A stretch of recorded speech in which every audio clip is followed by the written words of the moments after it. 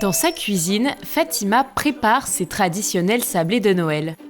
Depuis plus de 14 ans, cette passionnée des fêtes de fin d'année réalise des milliers de petits gâteaux sucrés.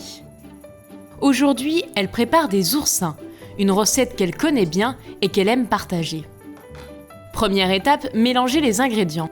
Le beurre, l'œuf, puis le sucre, la levure et la farine. Si vous faites des sablés parce que vous avez envie de faire plaisir, que vous savez que ce que vous allez faire et offrir après, ça va plaire, les gens vont se régaler, ils vont passer un bon moment, les dégustants, buvant un café avec.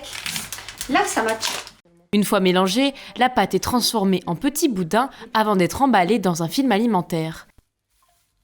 Elle doit ensuite reposer plusieurs heures au frigo. Pour Fatima, les sablés sont un incontournable des fêtes de fin d'année.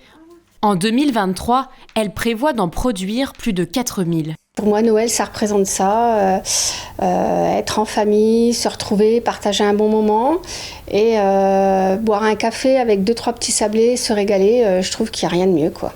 Je le fais tranquillement, parfois en famille, c'est toujours cette idée de partage. C'est vraiment, pour moi, les sablés, c'est ça, c'est le partage.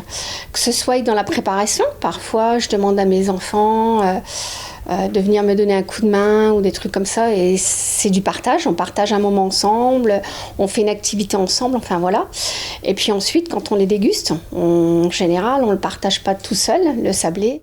La pâte est prête, il ne reste plus qu'à la transformer en petites boules, à les décorer de sucre, puis les disposer sur les plaques de four. Avec cette recette, Fatima confectionne environ 50 sablés par fournée.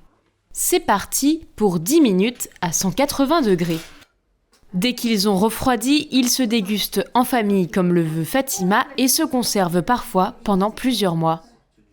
Le secret, c'est de les glisser dans une boîte en métal.